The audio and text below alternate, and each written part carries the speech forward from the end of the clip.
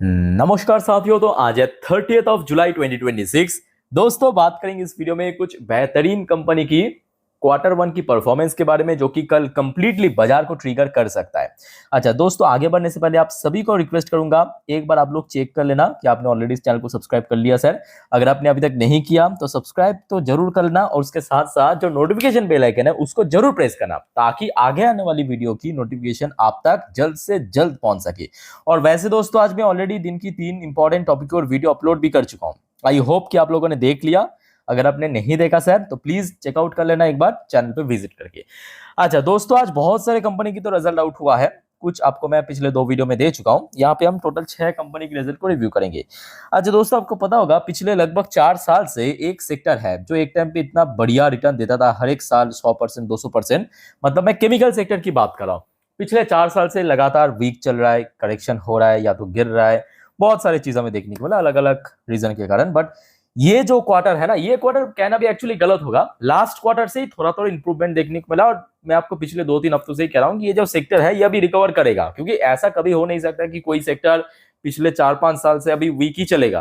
ठीक है, होता है कभी कभी 3-4 साल कोई स्पेसिफिक रीजन के कारण वीक चल रहा है। अभी रिकवर करने की टाइम हो चुका है, क्योंकि कंपनी की परफॉर्मेंस में वो चीज नजर आ रहा है जो इसको रिवाइव करने में मदद कर सकते हैं। और आज देखिए, केमिकल सेक्टर की एक लीडिंग कंपनी आरती इंडस्ट्री की रिजल्ट आउट हुआ, और टोटली दोस्तों गेम चेंज हो गया, पूरा गेम चेंजिंग परफॉर्मेंस जिसको आप कह सकते हो। अच्छा पहले दोस्तों आप देखिए, यहाँ पे सबसे पहले तो देखिए जितने भी नंबर है करोड़ की फिगर में है। चलो बढ़िया, ये आपके सामने मैं कंसोलिडेट क्वार्टरली रिजल्ट ओपन किया हूं, ध्यान से देखना स्टेप बाय स्टेप। कंपनी की टोटल इनकम इस क्वार्टर में आया है 2390 करोड़। चलो बहुत बढ़िया। तो पिछले साल यानी 2025 की क्वार्टर वन पे था 1679 करोड़। तो मतलब ईयर ऑन ईयर बेसिस पे कंपनी की इनकम बहुत अच्छे से ग्रोथ हुआ है। और क्वार्टरली बेसिस पे बात करें तो 2205 करोड़ से भी बढ़ के 2390 करोड़ पे पहुंच चुका है। तो मतलब इनकम की सेगमेंट पे कंपनी बहुत अच्छा काम किया। अब सारा का सारा खेल तो दोस्तों एक्सपेंस का ही है। पिछले 4 साल से जो शेयर में गिरावट हो रहा था अलग अलग क्वार्टर में, वो तो आपके एक्सपेंस बढ़ गया था, तो मार्जिन कम हो रहा था। तो चाहे कंपनी कितने भी इनकम जनरेट कर ले, मार्जिन अगर कम हो गया तो प्रॉफिट मतलब दिखेगा नहीं। और इस बार दोस्तों कंपनी अपने एक्सपेंस पे बेहतरीन काम किया। ये देखिए, कंपनी की एक्सपेंस इस बार बड़ा जरूर है, मतलब इनकम बढ़ने के साथ साथ थोड़ा बहुत तो इंक्रीज होगा, बट परसेंटेज वाइज अगर हम बात करें उतना ज्यादा इंक्रीज नहीं हुआ। और जिस वजह से इसका जो नेट प्रॉफिट, ये देखिए सब टैक्स एडजस्टमेंट होने के बाद नेट प्रॉफिट या प्रॉफिट फॉर द पीरियड कितना हुआ है पता है? 155 करोड़ रुपए। पिछले साल था 2025 की क्वार्टर वन पे ओनली 43 करोड़। तो लगभग लगभग देखा जाए कितना होगा, लगभग 3.5 गुना हो चुका है।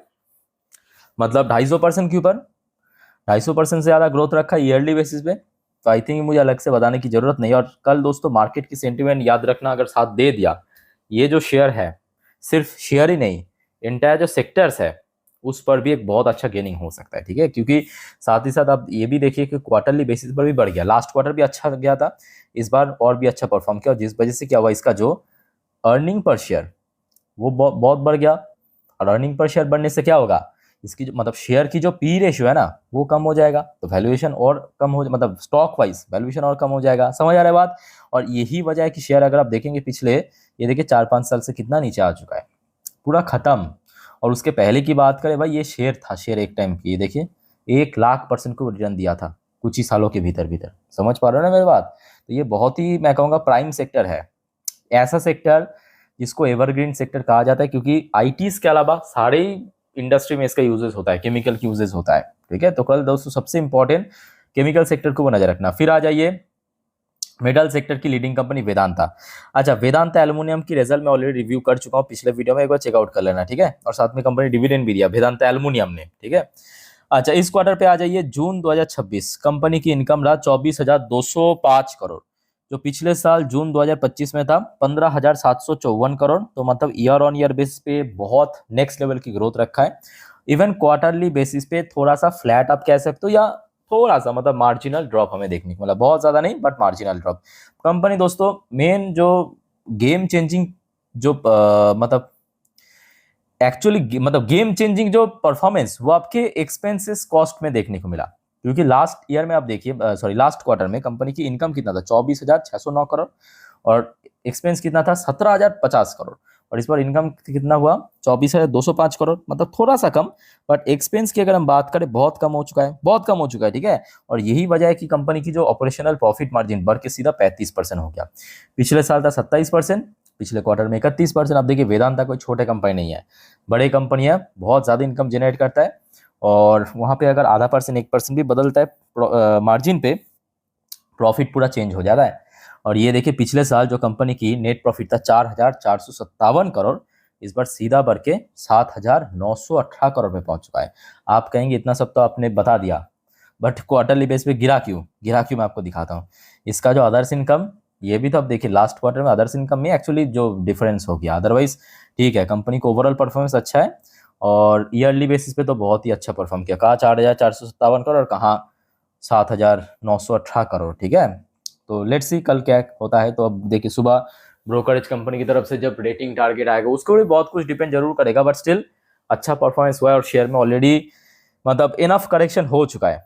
जब से डीमर्जर हुआ, बाकी की जो शेयर्स है वो लिस्ट हुआ, शेयर में ऑलरेडी इनफ करेक्शन हो चुका है, ठीक है। अच्छा नेक्स्ट दोस्तों हम बात करेंगे इंडेक्स की शेयर, मतलब निफ्टी 50 इंडेक्स की शेयर, और leading share Mahindra and Mahindra. आज महिंद्रा की रिजल्ट आउट हुआ। वैसे दोस्तों इंडेक्स बताने से याद हुआ, बजाज फाइनेंस की रिजल्ट मैं लास्ट वीडियो में दे चुका हूँ, ठीक है, एक बार चेकआउट कर लेना लास्ट वीडियो। अच्छा जून 2026 करेंट क्वार्टर में कंपनी की इनकम रहा जो पुराने पिछले रिकॉर्ड, मतलब पिछले जितने भी रिकॉर्ड था सबको ब्रेक करके 58,188 करोड़ की न्यू रिकॉर्ड सेट किया है इनकम की सेगमेंट पे। जो पिछले साल था जून 2025 में 45,529 करोड़, और पिछले क्वार्टर में था 54,982 करोड़। तो मतलब चाहे ईयरली बेसिस पे बात करें या क्वार्टरली बेसिस पे बात करें, महिंद्रा ने दिखा दिया कि क्यों हम इस सेक्टर की लीडर्स है। और महिंद्रा के बाद, मतलब महिंद्रा की इनकम के बाद, और बेस्ट पार्ट क्या पता है इस क्वार्टर वन रिजल्ट की, जो सबसे ज्यादा डर था कि बढ़ता हुआ महंगाई, रॉ मटेरियल प्राइस बढ़ जाना शायद कंपनी की मार्जिन को थोड़ा सा फेट कर सकता है। भाई फेट करना बहुत दूर की बात है, कंपनी की मार्जिन 1% बढ़ गया। 18% मार्जिन पिछले साल था, पिछले क्वार्टर में था, इस बार 19% हो गया। और क्या चाहिए आपको। और जिस वजह से उस हिसाब से प्रॉफिट भी बढ़ गया। पिछले साल प्रॉफिट था 4,377 करोड़, पिछले क्वार्टर में था 5,260 करोड़, बस 2 करोड़ बाकी रह गया था, 6,000 करोड़ इस बार हो जाता।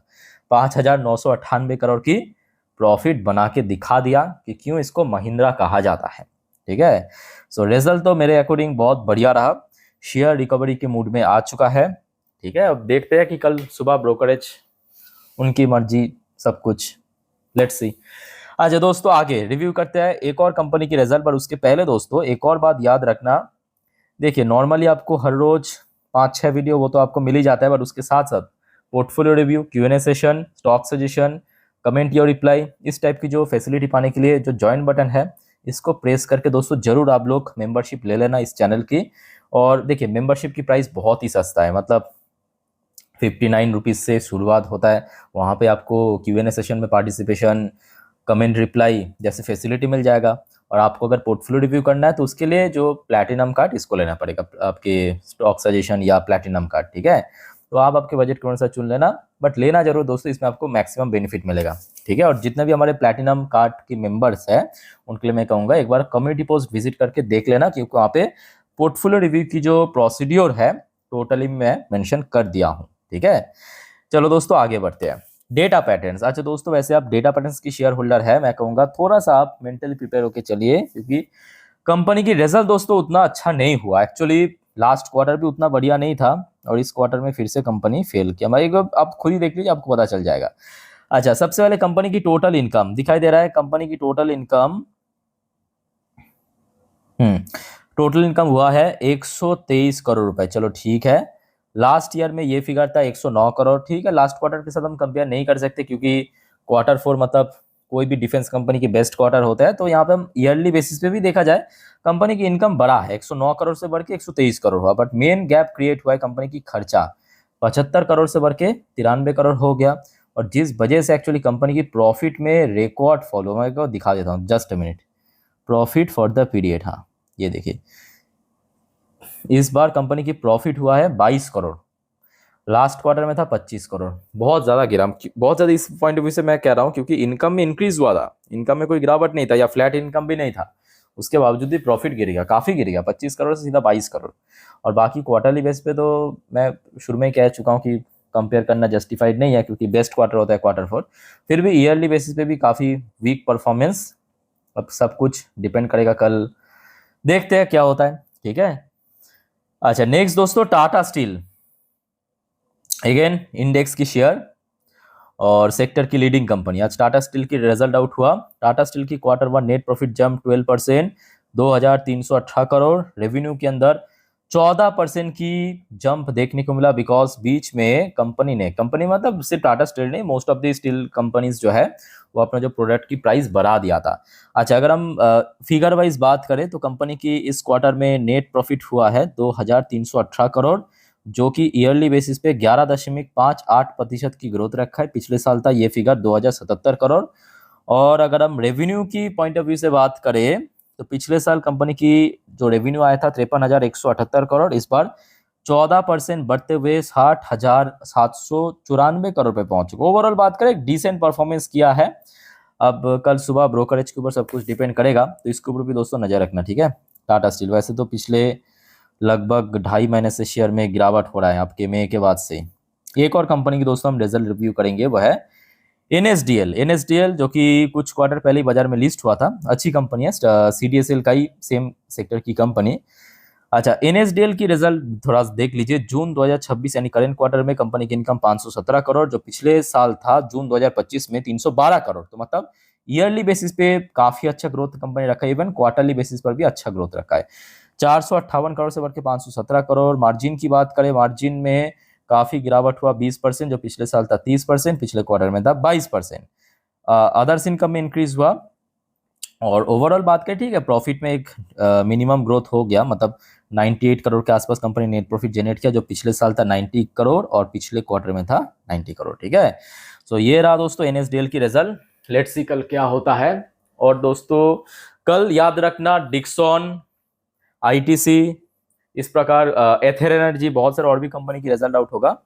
सो कल आते ही मैं आपको इन्फॉर्म कर दूंगा। सो काइंडली दोस्तों आप चैनल को सब्सक्राइब करके रखना। और जो नेक्स्ट वीडियो आएगा दोस्तों इस चैनल पे, मतलब जिस पर हम नेक्स्ट डे मार्केट प्रेडिक्शन, पूरे दिन मार्केट की अपडेट को कवर करेंगे, प्लीज मिस मत करना। ओके, सो वाइंड अप करता हूँ वीडियो को। टेक केयर, बाय बाय, जय हिंद।